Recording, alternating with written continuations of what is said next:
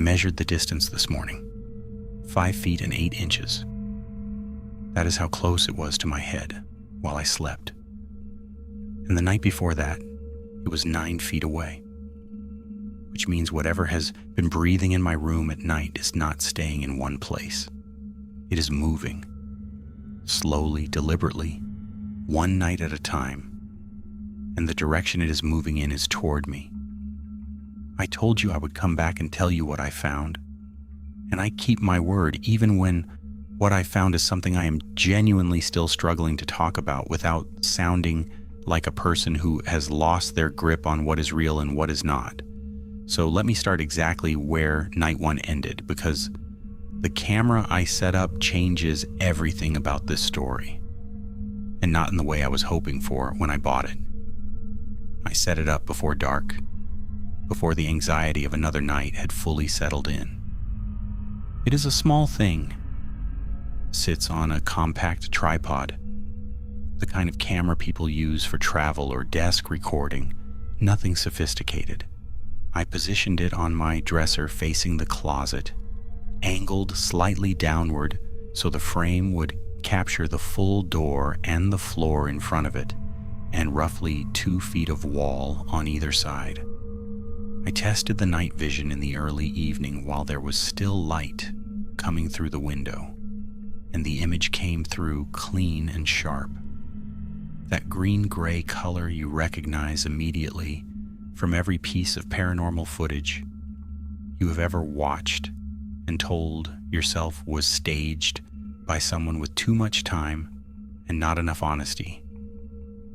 I did not like that my room looked that way. I did not like that I had become a person who films their own bedroom at night.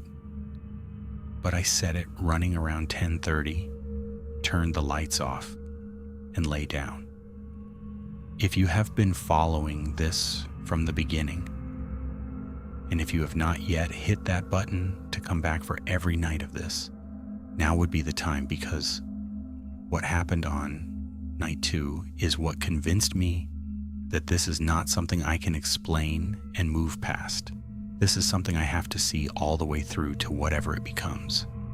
The first hour after I turned the lights off was pure silence. Unbroken, ordinary silence. And I want to be transparent with you. That part of me felt relief spreading through my chest during that hour. The specific relief of a person who suspects they might have been wrong about something frightening and is starting to hope they were. I had been awake for so many consecutive nights that my body was genuinely at its limit, and I felt myself beginning to sink towards sleep despite every intention of staying alert. I remember thinking, right at that edge, that maybe the camera had changed something, that maybe being observed in return had shifted whatever arrangement existed in that room.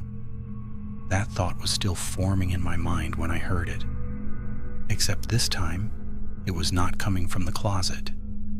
I need you to understand what that means and why it dismantled everything, because for 5 nights, the exhale had come from one fixed point, the closet door, 9 feet from the foot of my bed, directly across the room. That was the geography I had built my understanding around. That was the one coordinate I'd been certain of. But on night 2, the sound came from my right, from the direction of the window, not from outside it, not from the alley below or the building across from mine, but from the interior corner where the window frame meets the wall, somewhere between 5 and 6 feet from where I was lying. I did not sit up. Every instinct I had told me to stay still, to not shift my breathing, to not give any signal that I was awake and registering what was happening. I lay completely motionless and I listened. The exhale came a second time, slow and low, and carrying that same damp quality I had described to you from the very first night, like air being pushed through something narrow, and it was close enough that I felt something physical respond in my chest. some part of my nervous system that operates well below the level of rational thought and does not wait for permission to be afraid. I reached for the lamp on my nightstand without lifting my head from the pillow. My hand found the switch.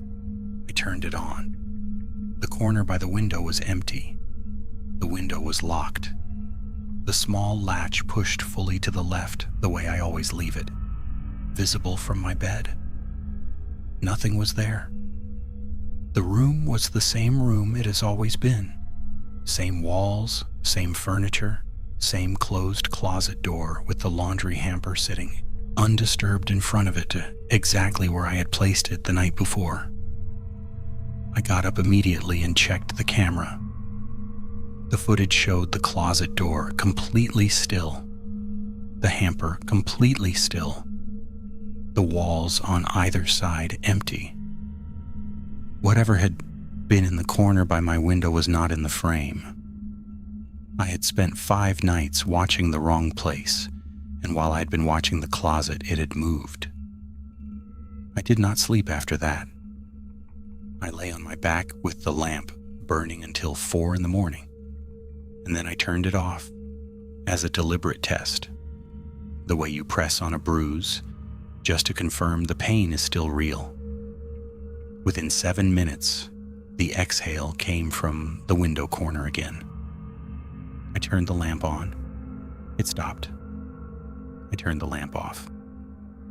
4 minutes this time before the sound returned. I lay there turning the lamp on and off and listening to what happened each time. And what I was documenting was not a sound that appeared randomly or without logic. I was documenting a sound that responded to the light going out and to me lying down, to something about the specific conditions of that room when I am in it and the dark is complete.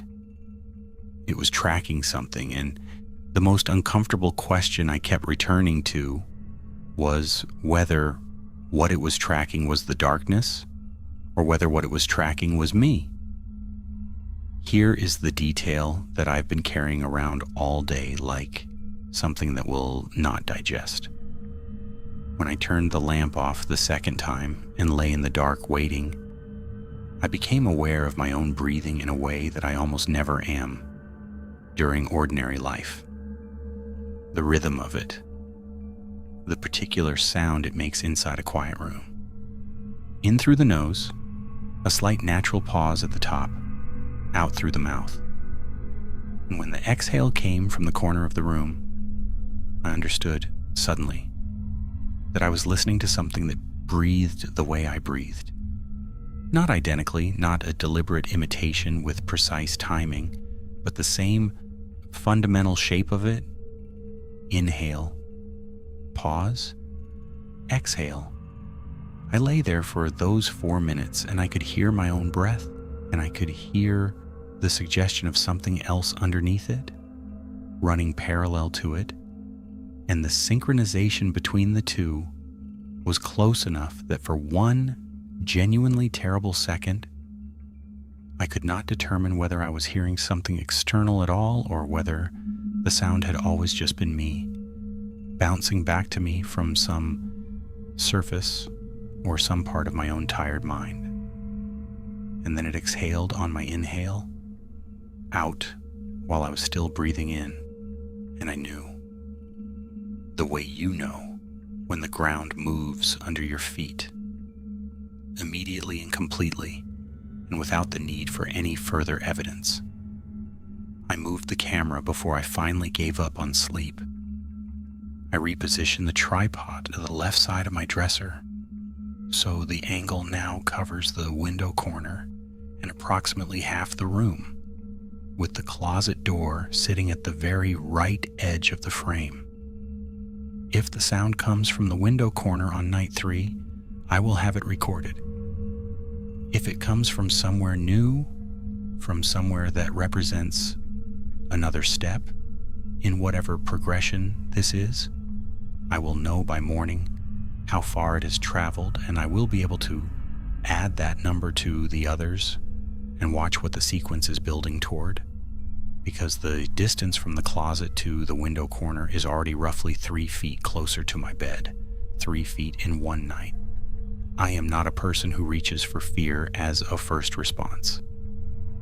I want to be honest with you about that because I think it matters to how you read everything I am telling you. But I am also not willing to pretend that a sound which has relocated itself measurably and consistently in the direction of where I sleep is something I should continue treating as a coincidence. This afternoon, something happened that I was not going to include because it sounds like exactly the kind of thing a sleep-deprived person experiences and then assigns meaning to incorrectly. But I've been trying throughout all of this to tell you only what actually occurred, so here it is. I was sitting at my desk, working, low attention task, the kind where part of your mind runs on automatic, and I noticed that I had been holding my breath. Not deliberately, not as any kind of choice. Simply sitting there at my desk in the afternoon with my lungs completely stopped and my body very still. And I had no sense of how long it had been happening before I became aware of it. When I finally exhaled, there was a quality to the release that felt larger than it should have, like I was letting go of something I had been pressing down for longer than a single held breath. I sat for a moment afterward, and the apartment was quiet, and the daylight through my windows was ordinary, and nothing was visibly wrong. But the apartment did not feel empty the way it used to. There is a quality to the silence of a space you live in alone, a particular texture you learn so gradually you do not realize you have learned it. And when that texture shifts, you feel it somewhere below the level of words before you can name what has changed. Something in the texture of my apartment has changed. I cannot record it or show it to you.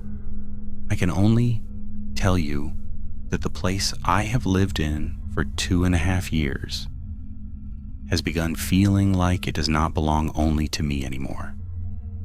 That the air in the rooms moves differently. That when I cross from one space into another, I am no longer confident I am moving through emptiness. Tonight I will run the camera from 10 through to morning with the new angle. I will lie in the dark. I will listen. And in the morning I will take the tape measure out again. And I will record the new distance, if there is one. And I will place that number beside 5 feet and 8 inches and 9 feet, and I will look at what the line between those numbers means. I think I already know what it means. I think I have known since the second exhale on night 2, when it breathed out while I was breathing in, and I understood that whatever this is, it is not lost, it is not wandering, it is not here by accident.